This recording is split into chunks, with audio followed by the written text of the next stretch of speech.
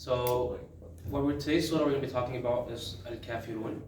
So as usual, what I'm going to do is read the surah and then read the literal translation of the surah and then just its implication, the lessons from it, and how we could take this to our lives, inshallah. So, أعوذ بالله من الشيطان الرجيم بسم الله الرحمن الرحيم قل يا أيها الكافرون لا أعبد ما تعبدون ولا أنتم عابدون ما أعبد ولا أنا عابد ما عبدتم ولا أنتم عابدون ما أعبد لكم دينكم ولي دين. صدق الله العظيم. So the literal translation of the ayat go as follows. Say, unbelievers, I do not worship what you worship, nor do you worship what I worship. I shall never worship what you worship, nor will you ever worship what I worship. You have your own religion, and I have mine. So to start off the implication in our lives and actually truly understanding how impactful the surah is, we kind of have to think about what was the state of Mecca at that time in terms of religion, their belief, their worship. So interesting, what you might find interesting as well is that Mecca actually, they believed in one God. They believed in Allah. They actually, if you tell them that there has to be one deity and only one deity as eternal, then yes, I do believe that. You'll see them, they'll respond that way. But what did they do? They associated with him partners. They would add idols, they would give partners, or they would tell other great pious people, say there's a connection for you to go reach God even easier or a better manner. And what you notice in the Qur'an, it states that if you ask them who it is that has created the heavens and the earth and subjected the sun and the moon to fixed laws, they will say Allah. And again, in another ayat where he says, if you ask them who it is that sends down water from the sky and thereby revives the earth after it has died, they will say Allah. So you can even see that for them, their kind of ranking of idea in terms of their religion, polytheists, how they were thinking at that time, there would be Allah, and then the idols that they worshipped would be a link for them to make it easier for them to be connected with Allah. But we'll notice one big thing about polytheism is about them adding that other connection, adding to the deen, adding to religion that they came upon themselves. They came up with it upon themselves without a set basis from Allah. It had a lot of repercussions. And I'm going to read the translation of some ayat from the Qur'an, Surah 6, ayat from 136 to 140. It's a little long, but it really explains how they would use the idols, this idea of polytheism, to push a certain narrative that they had. So, I'm going to start reading the translation. Out of the produce and the cattle he has created, which is Allah, they assign a portion, he has created, they assign a portion to Allah, saying, this is for Allah, or so they pretend. And this is from the Qur'an, Allah is saying this. And this is for the partners we associate with Allah. So it's for Allah and the partners they associate with Him. Whatever they assign to their partners never actually reaches Allah. Allah says, whatever they assign to their partners never reaches Allah. But that which is assigned to Allah does reach their partners. How ill they judge. They have the partners they associate with Allah made the killing of their own children seem godly to many idlers, seeking to bring them to ruin and to confuse them in their faith.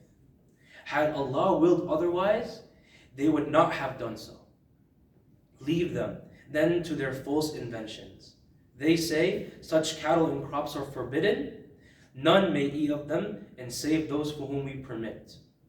And so they falsely claim. Other cattle they declare to be forbidden to burden their backs, and there are cattle over which they do not pronounce God's name, Allah's name, inventing in all this a lie against Him.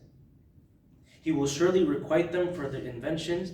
They also say, that which is in the wombs of these cattle is reserved to our males and forbidden to our women. but if it will be stillborn, they all partake of it. He will requite them for all their false assertions. He is wise, all-knowing. Losers indeed are those who in their ignorance foolishly kill their children and declare as forbidden what Allah has provided for them as sustenance. Falsely attributing such prohibitions to Allah, they have gone astray and they have no guidance. So one very big common theme is that them adding to what it seems that, for example, the main idea of Islam, you asked to a Muslim, what is the main idea of belief in Islam? We believe in Allah and the Prophet Muhammad is his last messenger. But that core belief of Allah, this religion also had that same core belief. Their religion at Mecca had that same core belief that there is Allah. But what? They associated with Allah many idols, other gods. They built their own rules, added whatever they want, and just put they added rules for their own benefits. But one thing, what the very common theme that you notice, and I want to keep saying it because it's going to make more sense later on, it seemed very similar. And actually, because of this, Quraysh would go to Muhammad ﷺ and they would tell him, there's no reason for you to tell us to forsake our religion, to leave our religion. We're both very similar. You ask them to worship. You ask them to worship Allah, and we also worship Allah. Well, we just worship Him different than you do. There's no reason for you to come and demand of us to go change our religion. We're very similar. We can liquidate our terms. We can make it seem as if there's not too much comparison. Why are you so strict? Why are you so implicit? Why are you so firm on telling us to switch our deen, to switch our religion? Even though we both believe that there has to be one God. Why do you push this idea? And I'm going to add an incident where this surah Al-Kafirun, was revealed.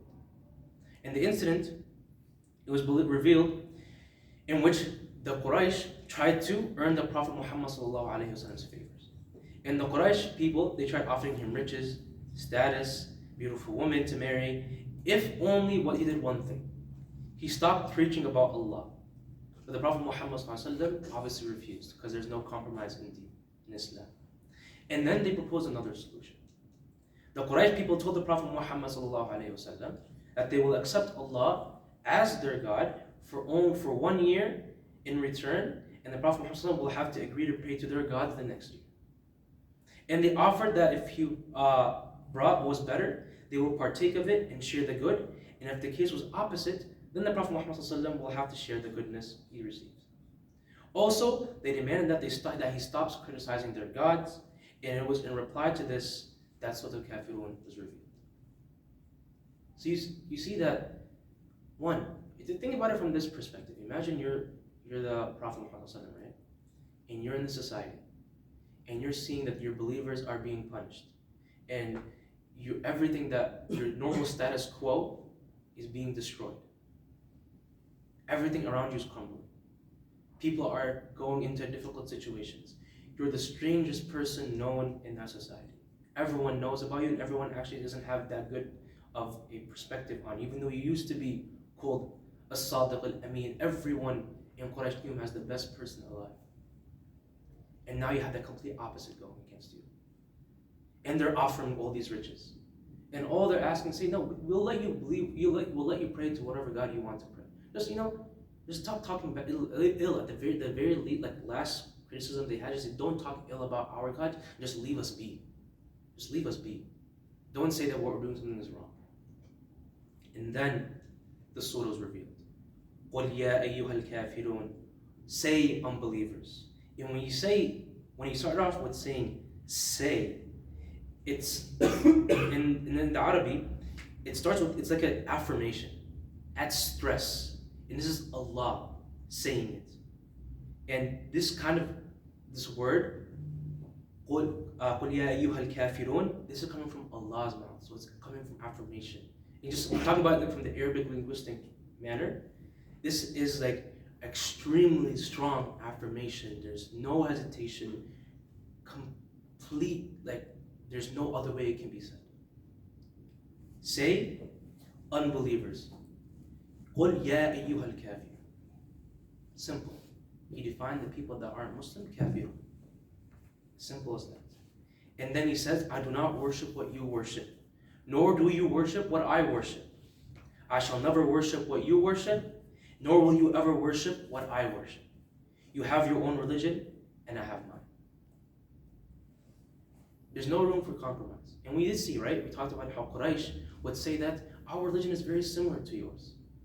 Very similar. We believe in one God, that there's one God that's everlasting. We just have some idols with him to make it easier for us. And you believe in one God, and there's no idols. Why are you so, insistent on telling us to change our way of life? Right? But Allah subhanahu wa ta'ala made it clear. And why was it made clear? Because in the surah, it defined that there is no compromise in Islam. Very simple. There is people that believe in Allah subhanahu wa ta'ala the way it needs to be believed. Remember, we brought the ayah beforehand as well that talked about through the use of idols, through the use of these other companies to God, they were at their own rules, their own laws. And that came from the own human. And the human is what? He's not all knowing. He's very easily influenced. He has his biases. He's not the most just. So they had their own rules in which they would be killing their own daughters, burying their own daughters alive. They would be restricting food away from people, cheating on the scales. They'd be doing all these things because they associated that we add to our own religion.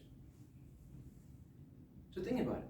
Allah subhanahu wa ta'ala made it very clear, very, very clear that there is no compromise in Islam. You don't accept terms just because they seem similar. We don't accept terms because we're in a tough situation. Allah subhanahu wa ta'ala said very clear, قُلْ يَا أَيُّهَا الْكَافِرُونَ, separating the distinction between Muslims and non-Muslims. And now, the other main part that we kind of want to talk about is because it's something that we see a lot around us nowadays, is what? Who here has heard about interfaith? Just be honest, raise your hands if you heard about interfaith. I want someone from the audience to tell me, what do you think interfaith means? What does it imply? Just be honest, there's no right answer to it. It's about the different faiths coming together, talk about their similarities. Okay, perfect.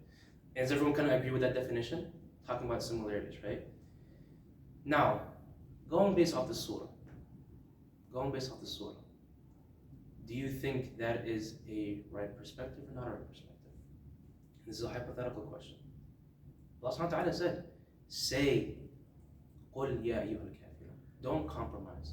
Don't say that the Abrahamic religions, Judaism and Christianity, we all share, similar kind of beliefs. So we should all just be happy with the status quo. We shouldn't be calling other people to Islam completely. It's okay to compromise these kind of beliefs. It's okay to say we are similar, we are happy together, and all that kind of stuff. Yes, you can live with a Christian, you can live with Judaism. You don't go and start, cursing them and beating them and all that kind of stuff. You don't do that. That's not the mannerisms of a Muslim. At the same time, you make it clear. Islam is different, Christianity is different.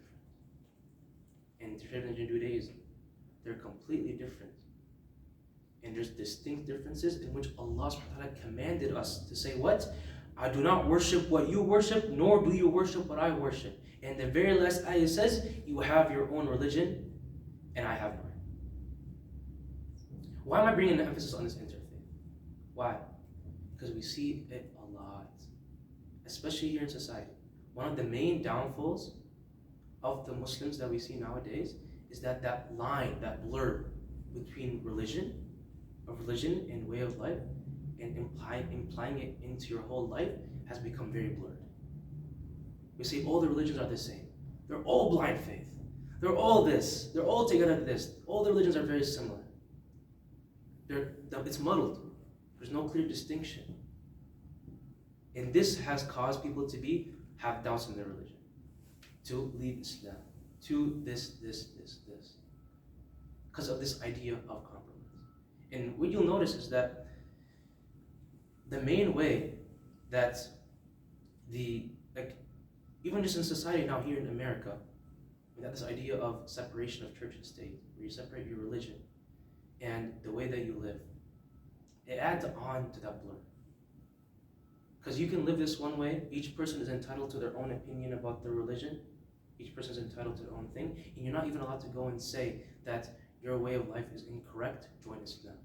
And it's obviously done in a manner that's of a Muslim. You don't go and curse, you don't do this. This should already be set in stone. We don't go do it in a horrible manner, but at the same time, we don't compromise. And there's a reason why. There's hikmah. And you know what the hikmah is? Because everyone here, when they became Muslim, and they set their beliefs of Iman billah, wa malaikatihi, wa kutubihi, wa rusulihi, wa yawm al-akhir, those what? That's what makes you have certainty in these beliefs. And the Prophet Muhammad sallallahu alaihi wasallam, in his last khutbah, asked us what?